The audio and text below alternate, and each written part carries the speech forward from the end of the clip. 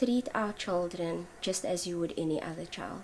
You know, yes, they look different, they have different requirements, but at the end of the day, all they also want is to be treated with respect and to be treated like a normal child. You know, there's times where we go out in public and we try to lead as normal a life as we possibly can. And, you know, we go out, we go to malls, for example, and people would stare at my son. And the looks that we get is shock, disbelief, confusion. And sadly enough, it's mostly adults who actually do stay, who make me feel uncomfortable as a parent. And it angers me. And you know, I think that people will say, you know, you must accept that this is what people are like. People need to change. Assalamu alaikum. My name is Shaheeda Boolay Moerat. I'm the mommy of Raeed Moerat, and I'm here to tell you my story based on our journey with my son, who suffers from a disease called Achondroplasia. He's also on life support as well as suffers from epilepsy. In 2015, I was pregnant with my youngest son. I already have two older children, 5 and 2 at the time. I went for my scans, but I missed 1 or 2 scans. When my husband and I decided to go for our last scan before I was due, we stood in the doctor's surgery and we noticed that the doctor was scanning. While he was doing the ultrasound, we noticed that he kept on focusing on one area, and you immediately notice when somebody's face changes and you know something is wrong. And my gut was telling me something was wrong. I said to the doctor, you know, is everything okay? And he didn't reply. Eventually, when he did respond, he said to me, look, the baby hasn't grown since my previous scan and he's just a bit worried. He needs to refer us to the fetal assessment clinic in Claremont. I think the panic immediately kicked in because we knew something was seriously wrong. And eventually, I think a few days later, we went for our scan. That is where they told us that my son has a genetic disease called achondroplasia. And that is basically a mutation of the growth gene that determines what the child's height or size would be at birth. Achondroplasia, as we know it, or as many people would know it, is dwarfism. And at the time, it felt like we were really kicked in the gut because, you know, there's a lot of stigma attached to people with dwarfism. And we were fully aware of it, and how we had to deal with it was something that we had to struggle with on our own. We had a lot of support from both our families, alhamdulillah. And so we had a few days to register. But you know, it's your reality, so you face it head on. And alhamdulillah, 2 weeks later, my son was born through emergency cesarean. And when he was born, he was healthy. You know, he was fat, he was chubby, he was just beautiful, just as my other 2 children and every other child that is born, alhamdulillah. You know, we carried on as normal as best we could. Obviously, now becoming regulars at Red Cross Hospital. And at 5 months old, my mom noticed that his fontanelle was raised. We took him to the pediatrician, and they then immediately did some scans where they found that he's got some pressure on his brainstem and that the fluid was building up. We were told that he needs to go for surgery, but unfortunately he couldn't go because he had pneumonia. In that time, my son suffered what is called cranial stenosis, which was the brain sort of being, or the spinal cord being punctured by the brain, by the skull. And that unfortunately left him in a coma and paralyzed. For a couple of days, he was in a coma at Red Cross Hospital, where we were told that my husband and I have to prepare for my son not making it through the night. There was no brain function, there was barely a heartbeat, but you know, you keep believing that he's going to get better. So we were told to call our families in and accept the fact that my son wasn't going to make it if within those next 2 days my son didn't show any improvement. They would switch his life support off. On the day that they said to us to tell my 2 older children, we struggled. My 5-year-old is very perceptive, and he said to me, "Mommy, is he dead?" And I think that was for us the lowest point that we could ever reach. We still didn't at that point tell the older two what had happened. So we left and we went back to the hospital, where my husband stood over the bed and he says to my son, Assalamu alaikum, buddy. And as he says that, my son opens his eye. The one side of his face was swollen due to resuscitation that occurred, that left him swollen on the right side of his face. He opened his left eye, and the doctor said to us, don't get too excited. This is not necessarily him moving or opening his eyes. It could be involuntary. We saw it obviously as a positive sign, because as parents in a situation like that, you only look at the positive. You refuse to listen to anything or anyone else. We reached out to family, we reached out to the community, and we said to them, keep him in your du'as. That's all we can ask for, knowing that full well that the parents' du'as are the most important or the strongest at the time. Alhamdulillah, as the months went on, Raeed progressed. He got better, he showed signs of improvement. And I'll never forget, there was a couple of times where the neurosurgeon came in and he said to us, Raeed is deaf, Raeed is blind, he's going to be a vegetable. We heard all these things. My daddy, for some reason, was present every single time that news like this was delivered. And I could see how it was affecting my daddy, who was generally a very strong person. It took its toll, because I didn't stop fighting, to a point where the doctors thought that I needed professional help. But that was just me, obviously not giving up on my child, as would any other parent who's worth their salt. And alhamdulillah, I saw improvement. I saw what he was capable of, the things he was regaining that he had lost, even though it was never what it used to be.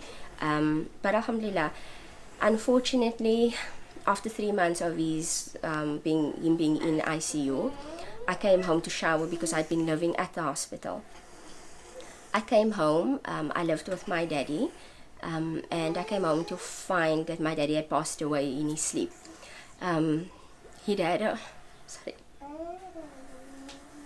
So yeah, I came home to find that my daddy had passed away in his sleep. He'd had a heart attack.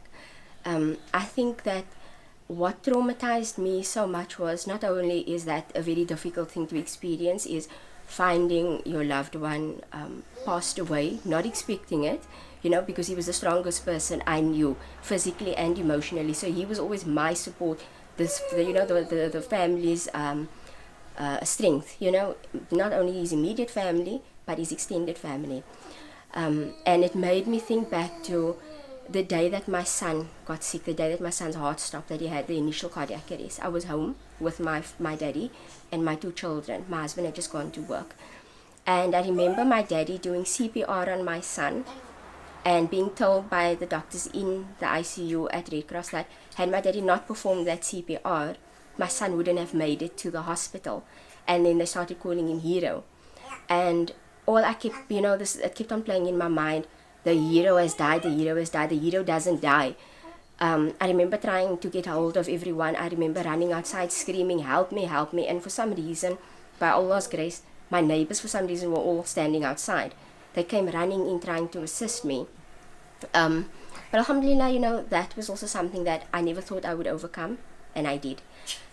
You carry on. You never forget that person. You never stop experiencing that loss, but you carry on.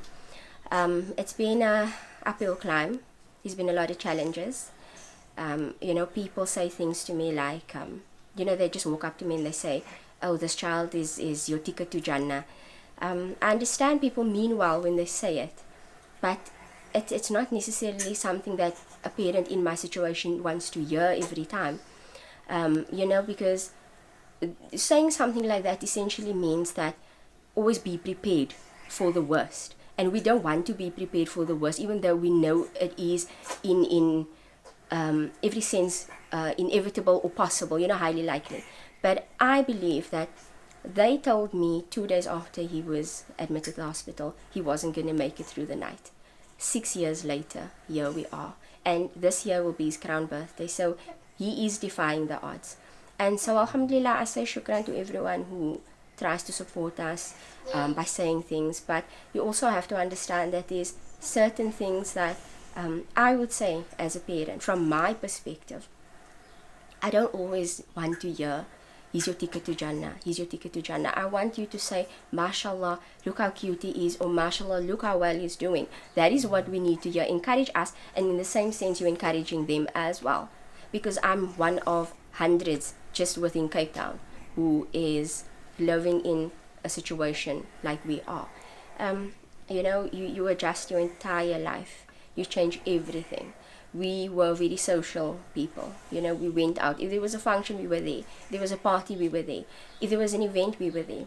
Unfortunately, we can't. But I don't feel like we've missed out on anything. In fact, Allah has granted us the ability to adapt so well to His situation that we're not missing out on anything. Our lives just carry on as would everyone else's. Yes, we can't do what other people do, but like I say, 6 years down the line, we're more blessed to have my son rather than to be without him. There's just a few things that I, as a mother of a child on life support with a disability, physical and developmental delay, would like to share with everyone out there. First of all, treat our children just as you would any other child. Yes, they look different, they have different requirements, but at the end of the day, all they also want is to be treated with respect and to be treated like a normal child. There's times where we go out in public and we try to lead as normal a life as we possibly can. And, we go to malls, for example, and people would stare at my son. And the looks that we get is shock, disbelief, confusion. And sadly enough, it's mostly adults who actually do stare, who make me feel uncomfortable as a parent. And it angers me. And I think that people will say, you must accept that this is what people are like. People need to change. My son is not going to change. Children with disabilities are not going to change, but we can. We don't need sympathy, but try empathy. For me, empathy is very important because people, they say things, they do things, they don't really realize the effect it has on us and our children. They don't understand the sacrifices and the challenges that we are faced with on a daily basis. We get people who tell us how to look after my son. And this is always, every single time, someone who's never dealt with or experienced living and coping with a child with the severity of my son's condition. People say to you, you need to be a better person, you need to live right. I've even had family members say to me things like, this is Coma, or what did you do that Allah is punishing you? And my response was, to the person who said, this is Coma, you have to be careful, be mindful of what you say, because you must still have children, you're still raising children. We didn't ever think this would happen to us, and it did. We are grateful, alhamdulillah, and we are blessed, more than we are stressed. To the people who say things like, is Allah punishing you for what you did? Allah is not spiteful. Allah doesn't punish me for my actions through my child. If Allah wants to punish, then Allah will punish me. He is actually our blessing because we know how blessed we are to have Him. It has grounded us in a way that we never thought possible. To the people who park in disabled bays in the malls, in shopping centers, please show some respect. If you are able to walk the length and breadth of a mall and of a shop, then you are very capable of parking in a normal parking bay and allowing us and others like us to use the bays that are allocated to us because they are already so far and few. And the thing is, I've noticed that when you do approach people who park in disabled bays, I sadly have to say that it's people that come from my community, people from my background, and dare to say many times, or in most times, my experience, it's Muslim people. And I don't say that I hold Muslims to a higher standard than I do anyone else, but I do expect that as Muslims we do understand that we have to have extra courtesy, just that little bit more understanding and respect for people that Allah has made different. And don't park in parking bays if there is nothing wrong with you. Just as you're not allowed to park in a loading zone, you can't park in a disabled bay. We've got children with wheelchairs. My son is on life support. We cannot fit into a normal parking bay and get him out of the car comfortably and into his wheelchair when we are in a narrow, tight parking bay. Also, to the people in the malls who stay, if you really want to know, by all means, come and ask. But don't stay, because it's hurtful. You know, I am at a point where I would still say something to people. One day somebody stayed so much and did sort of a U-turn and stayed again for a second time. And I said to the person, take a picture, it would last longer. It's disrespectful and it's hurtful because my child is no different. But the thing is, we also these days where I'm tired, and if I leave the house, I don't really want to be bombarded by random strangers asking, what happened to him? Is he okay? One day I went to Kenilworth Center, and this lady came up to me, and without saying anything, it was an elderly Christian woman, and she came up to me and she says to me, can I pray for him? And she just took his hand and she started praying for him. I really, honestly appreciate that. It doesn't matter who you are, I appreciate that. So now my son is sleeping, we're all sleeping. But he has to be changed to a circuit that allows for him to be on this machine, which is called an external battery. This battery comes with his life support. This battery lasts for about 6 to 8 hours, depending on how much it's charged. The problem with this is that when we reach stage 5 or stage 6, this battery, like any other cell phone or piece of technology, needs to be run flat, and then we have to recharge it in order for it to be completely effective. In order to get this battery fully charged, we need to charge this battery for a very long time. With stage 6 that we experienced in December, unfortunately, we didn't have enough time in between load shedding hours to recharge the battery fully. There was one day where the electricity went off and we weren't prepared for it. And my husband had to put my son in the car and drive him to my friend's house in a neighboring area so that he could be plugged into electricity. We're not negligent, we're human. These things happen, not just with us, with other parents as well. So many people come up to us and they say to us, get a generator, get the inverter, get all these little gadgets and contraptions. These things cost thousands of rands. And when you're in situations like ours, we can't work, we have single income homes, it's very difficult just to say to someone, go buy this, go get that, go do this.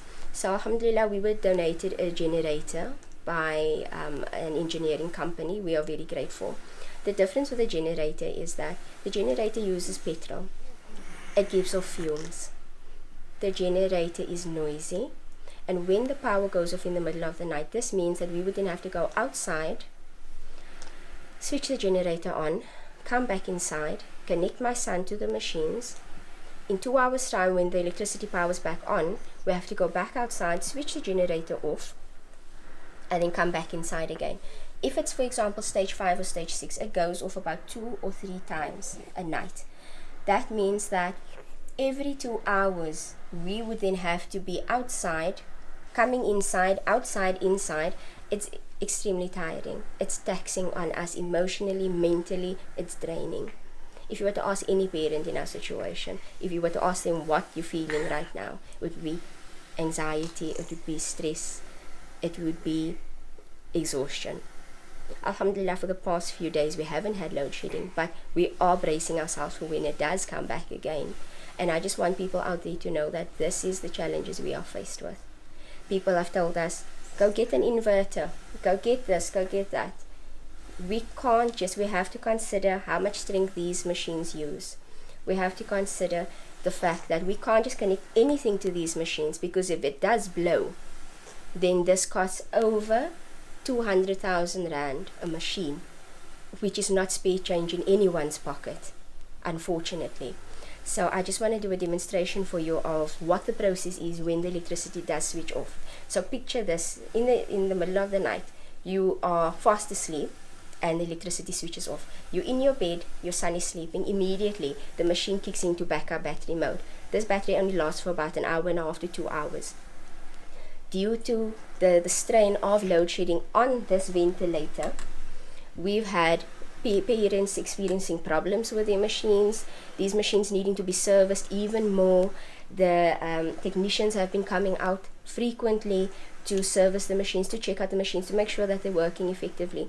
Because the minute that these machines are being overworked, switched on, switched off, backup battery onto external batteries, it does take wear and tear. But alhamdulillah, it's something that we face head on. It's just tiring. So I'm just going to get the dry circuit, which is the circuit we use when the electricity switches off or when we have to travel with him. The dry circuit. And on it we have a little humidifier which helps to filter the air and also act as a cooler for his throat so that his throat and lungs don't dry out. So when the electricity switches off, I'm just going to do a demonstration. This is what would happen.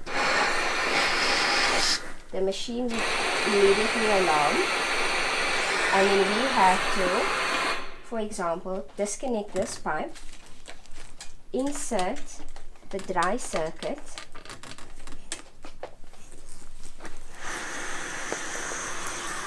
connect my son to the dry circuit, which in the process wakes him up from his sleep and obviously causes a lot of distress with him. We then have to switch on the external battery, which is currently charged halfway, and then this machine would stand here, and we would then have to take that plug out. I just want you to just wait a few seconds just to hear what happens when I disconnect the electricity. The machine will beep. So that is an alarm that goes off to say that the internal battery has now kicked in. So then we have to connect the external battery, and it will say to you external DC power in use. That's when you know, okay, that it is picking up that battery. So then my son can sleep like this for 2 hours, depending on how long the load shedding would last at that moment. Then what happens is, as soon as the electricity goes back on again, the same process. This time we change him back to the wet circuit, again waking him up, and then again taking out the machine. This is now the external battery that we now disconnect, switch it off, put the electricity back in, where it again takes a few seconds just to pick it up. There we go. Have to switch the connections and put my son back onto the wet circuit. This can sometimes happen depending on what stage, like I mentioned, 2 to 3 times a night, and those I think are the most stressful evenings. So my message to you is, thank you for all the advice, thank you for the input, but it is tiring. Unless you're physically experiencing it, you don't really fully understand. And is why I say, everyone has something to say, but just try for once to put yourself in our shoes, understand the financial strain, understand the emotional, the mental strain, because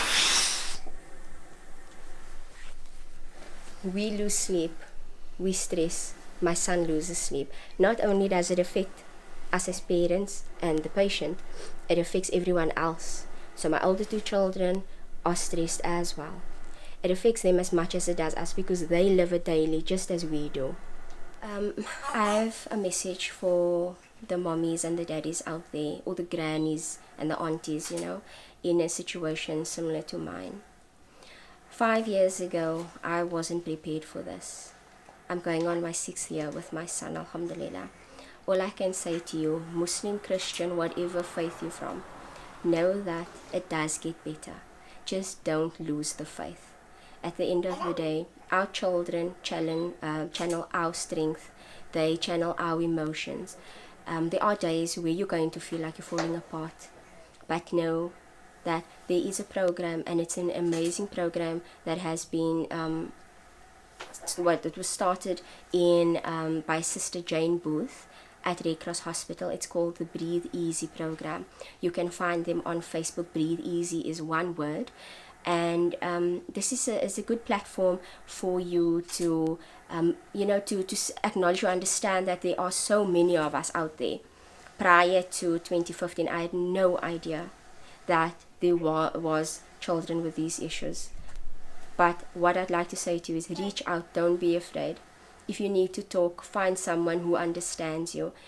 Go to, for example, to Red Cross Hospital, go to eWard, ask them to put you in contact with someone, with other parents who are able to be sort of a pillar of strength so that you can lean on one another when the need arises, because it really, really does help.